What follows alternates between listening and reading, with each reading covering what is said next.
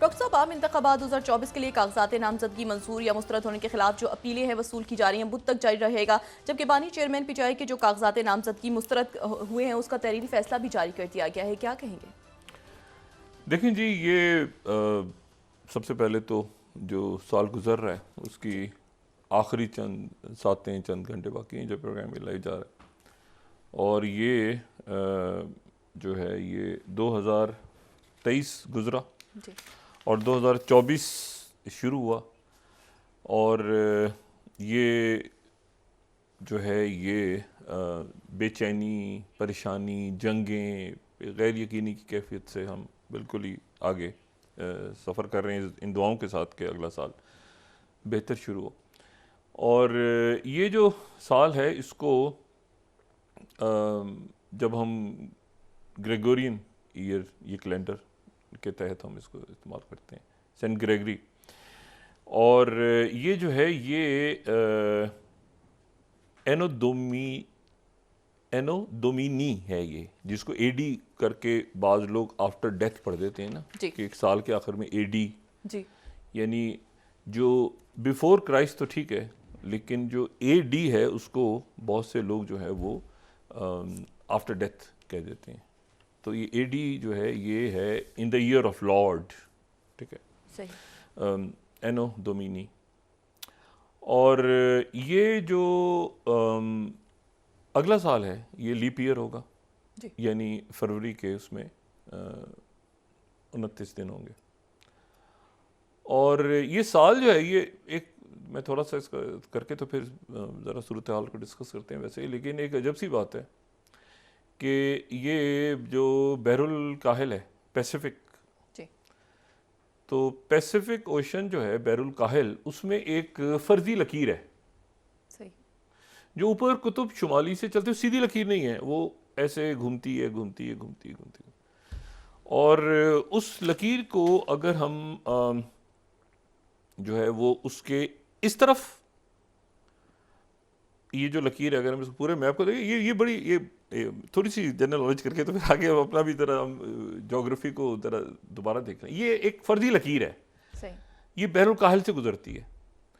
तो बहरुल काहिल के इधर जो पैसिफिक कहते हैं ना, इधर जो है वो टोंगा है कि जजायर हैं, और उधर आप समझ लें कि जैसे ये आपको दूसरे जजायर वहाँ पे नज़र आ रहे हैं ना, ठीक है ना, हवाई इस तरफ है और बाकी जजीरे इस तरफ है। तो ये एक फर्जी लकीर है, बहरुल काहिल से गुजरती है। ये देख रहे हैं टेढ़ी मेढ़ी होके कहीं ये रशिया अमेरिका ऐसे गुजरी है, ऐसे टेढ़ी मेढ़ी गुजरते गुजरते गुजरते गुजरते ये ऐसी एक फर्जी सी लकीर है, यानी एक तस्वुर किया हुआ हमने।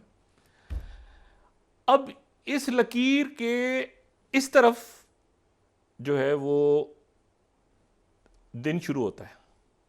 सबसे पहले कहते हैं ना वो जनाब ऑस्ट्रेलिया में, न्यूजीलैंड के जजायर में नया साल यहां से दिन शुरू होता है। सही। और फिर वो तारीख होते होते होते होते होते होते वापस आके इस फर्जी लकीर के उधर जो है वो दूसरी तारीख है, यानी न्यू ईयर का आगाज यहां पे होगा और आखिर में जो दुनिया में न्यू ईयर की वो 24 घंटे के बाद, 24 घंटे के बाद, 24 घंटे भी नहीं, अगर एक्यूरेटली आप देखें तो वो 25 घंटे हैं, 24 घंटे और 1 घंटा। वहां पर जो आखिरी दुनिया में सबसे न्यू ईयर की मनाया जाएगा, 1 जनवरी आएगी, वो इसी जजीरे के बिल्कुल पड़ोस में है जगह। इस जजीरे, ये जो लकीर है इसके इधर जो है वो 1 जनवरी हो जाएगी, इधर 31 दिसंबर रहेगी अगले 24 घंटों तक। ये फर्जी लकीर है, यहां से तारीख तब्दील होती है हर रोज। सही। अच्छा, इन दोनों ये यानी ये एक लकीर है ना, तो ये दुनिया ऐसे घूम के वापस इधर आ गए, ठीक है ना, यहां से तारीख तब्दील हो रही है। इधर पहली है, इधर 31 रहेगी 25 घंटे तक, और यहां से अब शुरू होगा नया साल। ऑस्ट्रेलिया, न्यूजीलैंड, इधर Japan, Indonesia, Bangladesh, Myanmar, Pakistan, ये सारा घूमते फिर यूरोप में आएगा, फिर वो मशरक़ वस्ता, फिर अफ्रीका, फिर अमेरिका, फिर होते होते होते तो फिर घूमते घूमते घूमते घूमते फिर वापस यहाँ पहुँचेगा, और वो 25 घंटे बाद होगी। वहाँ न्यू ईयर 25 घंटे बाद होगा, और वो बिल्कुल आप समझ लें कि इस जजीरे से इस जजीरे तक आप समझें कोई, मेरा ख्याल है कोई 600 किलोमीटर है पानी से, इतनी सी जगह है, लेकिन ये एक लकीर है। अच्छा, एक तो ये बड़ी, अच्छा इनके दरमियान में ना, अब ये पूरी ऐसे कुर्रा अर्द है ना, तो इसके यानी ये जो लकीर है जी। इसका जो दरमियान है वो तसव्वुर कर लिया गया है कि वो बरतानिया में है और उसका नाम है ग्रीनविच जगह। यानी इस तरह से कि यानी ऐसी जो लकीर ऐसे घूम रही है ना, तो इसका दरमियान है एक, इस फर्जी लकीर का एक दरमियानी फर्जी लकीर है, वो बरतानिया में ग्रीनविच का इलाका है। और वो है जीएमटी, जिसको कहते हैं Greenwich mean time plus GMT plus, इधर प्लस है उधर माइनस है, वो दरमियान में जो है वो बरतानिया के अंदर जो है वो उसकी जद में नहीं आता, वहाँ ब्रिटिश समर टाइम इस्तेमाल होता है।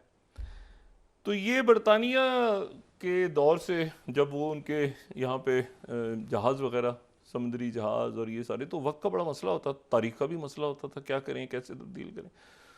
फिर बड़ा इसके ऊपर जनाब सोच विचार हुआ, कॉन्फ्रेंसेस हुई, तो कोई मेरे ख्याल से 1850 या 1857 वगैरह में ये कहीं शुरू होकर दिया था बरतानिया ने, लेकिन फिर इसको यूनिवर्सल स्टैंडर्ड टाइम और जो ग्रीनविच जो जीएमटी है उसको ज़्यादातर दुनिया उसको एक ही कहती है। लेकिन मैं ये बता रहा हूँ कि सिर्फ लोगों को जो आता है ना कि ये ऑस्ट्रेलिया में नया दिन आ गया है तो ये यहाँ क्यों आएगा, तो यहाँ क्यों, ये बड़ी कमाल की बात है कि उसके उन जजीरों के बिल्कुल पड़ोस में जो जजीरे हैं वहाँ सबसे आखिर में आएगा, घूमते घूमते वक्त इस तरह से आएगा। 12 ये जो साल है अब, तो ये बड़ी आज यानी अब हम इस पे क्या बात करें, आज जो है वो आप देखें कि यूक्रेन यहाँ पर एक अभी भी मुज़ाकरात जारी हैं और बड़े पेचीदा हो गए हैं वो जो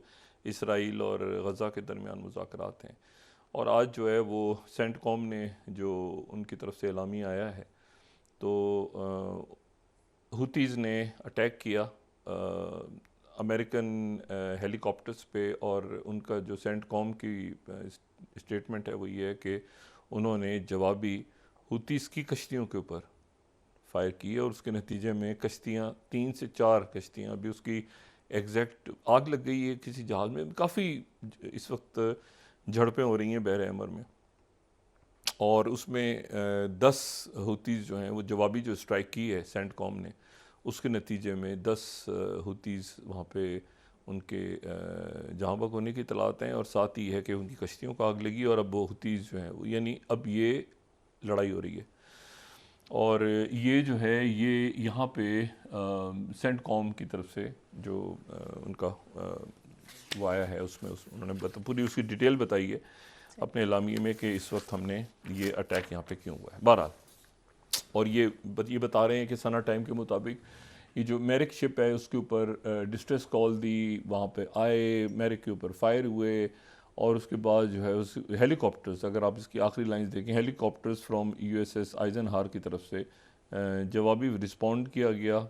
the small boats fired upon US helicopters with crew served, अच्छा द यूएस नेवी हेलीकॉप्टर्स, आखिरी 3 लाइंस पढ़ रहा हूँ, return fire in self defence and sinking 3 of the 4 small boats and killing the crews. अब ये किलिंग द क्रूज जो है ये 10 के का कहा जा रहा है। हुतीज़ कह रहे हैं कि अब हम मतलब अब ये यहाँ पे जो है ना ये जंग ज़्यादा तेज़ हो गई है, और इसी दौरान जो है वो मुज़ाकरात वहाँ पे कशीदगी है, लड़ाई सख्त हो गई है यूक्रेन के अंदर भी और वहाँ पर भी, और जो उनके वज़ीर ख़ारजा तब्दील हुए हैं इसराइल में, वो इतना इशू नहीं है, वो पहले से तय था जब इनकी हुकूमत बन रही थी नेतन्याहू की। लेकिन ये है कि उसमें जो चाइना है, चाइना की न्यूज़ एजेंसी को मैं कोट कर रहा हूँ, वही कह रहे हैं कि Egypt to hold separate talks with Palestinian factions on Gaza. अच्छा, यानी इजिप्ट में ये मुज़ाकरात जारी हैं, पेचीदा हैं, और ये जो हैं अब इसको ये टाइम्स ऑफ इसराइल भी कह रहा है कि इजिप्ट के लोग इसराइल आए थे, क्योंकि अभी कौन मतलब वो उस पर लेकिन बात आगे जो है वो चल रही है। Post war formula times of Israel क्या नेतन्याहू का हमास और फ़लस्तीनी अथॉरिटी की इक्वेशन एडअप हो गई, ये मतलब वहाँ पर अभी केओस है। लेकिन 2023 जो है वो बड़ी यादें छोड़ के चला गया बहुत से, और बहुत से लोग जो हैं वो अचानक ही चले गए। मतलब ये साल, इस साल का जो आगाज़ हुआ है, तो वो इस साल का आगाज़ हुआ है तो कौन कौन सी शख्सियात इस साल हमसे गई हैं। एक तो परवेज़ मुशर्रफ साहब जो हैं उनको जो है वो अमाइलोडोसिस की तशख़ीस हुई थी। और अमाइलोडोसिस जो है वो एक बहुत ही रेयर किस्म का डिसऑर्डर है जिसमें एबनॉर्मल प्रोटीन्स बनती हैं जिस्म के अंदर, और वो फिर मुख्तलिफ़ अज़ा में जमा होनी शुरू हो जाती हैं। तो कि 2019 से मुशर्रफ साहब जो हैं वो तकरीबन उनके ऊपर बड़े असरात आने शुरू हो गए थे इस बीमारी के, और वो 7 जनवरी को उनका इंतकाल हुआ। 79 बरस की उनकी उम्र थी, और फिर कराची में उनकी तदफीन हुई फरवरी में। अच्छा, फरवरी में ही जो है वो अच्छा पे दर पे जो है ना वो 2 शख्सियात ऐसी गई उसके बाद कि वो बिल्कुल, एक शख्सियत जो हैं वो ज़िया मुहीउद्दीन साहब 91 साल की उम्र में उनका इंतकाल हुआ। और वो लाइलपुर जो कि अब फैसलाबाद कहलाता है, सही। वहाँ पे उनकी पैदाइश। और ये जो हैं ये अच्छा, मुशर्रफ साहब हमें इल्म है इस बात का कि वो भोपाल से उनका ताल्लुक़ था, सॉरी दिल्ली से ताल्लुक़ था उनका, और वो जो हैं वो कराची में सेटल हो गए थे आके 64 के अंदर। मुशर्रफ 1964 में आर्मी, और फिर 65, 71 और बाकी जो है। अच्छा, ज़िया मुहीउद्दीन साहब जो हैं वो एक कमाल किरदार, और ये जो हैं इन्होंने अपनी ज़िंदगी का जो शुरू का इनका हिस्सा है वो कसूर में गुजारा इन्होंने, ज़िया मुहीउद्दीन साहब ने। सही। लायलपुर में इनकी पैदाइश हुई, कसूर में, फिर ये लंदन गए, लंदन जाके इन्होंने वहाँ की जो रॉयल अकेडमी है वहाँ पे इन्होंने आर्ट वगैरह सीखा, और फिर उसके बाद लॉरेंस ऑफ अरेबिया में ये हमें नज़र आए।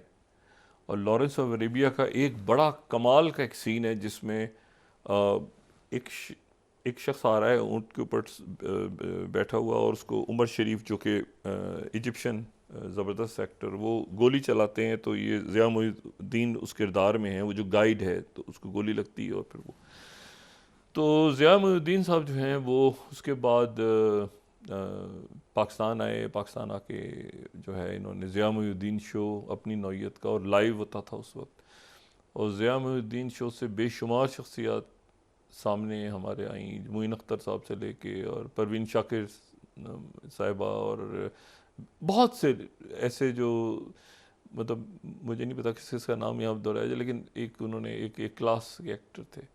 और उसके बाद फिर ये हुआ कि जब ज़िया-उल-हक साहब के दौर में ये चले गए थे दोबारा मुल्क से बाहर, और फिर here and now programme BBC से इनका चलता रहा, और उसमें फिर ये जो हैं ये वापस आने के मुशर्रफ साहब के दौर में फिर ये जो नेशनल एकेडमी कराची में आर्ट्स के हवाले से कायम हुई, परफॉर्मिंग आर्ट्स नापा, उसमें ये दर्स व तदरीस से वाबस्ता हुए। फिर ये इनकी जो जिस तरह ये शायरी पढ़ते थे, ख़ास तौर पर नून मीम राशिद या फैज़ साहब की या बाकी, और फिर ये पढ़ाते थे, बहुत ही धीमी तबीयत। मुजरिम कौन इनकी फ़िल्म आई थी ज़बरदस्त किस्म की, और उसमें भी इन्होंने काम किया, और एक कमाल शख्सियत थी जो गई। अल्लाह ताला इनके दर्जात, दोनों शख्सियत के दर्जात बुलंद करवाए।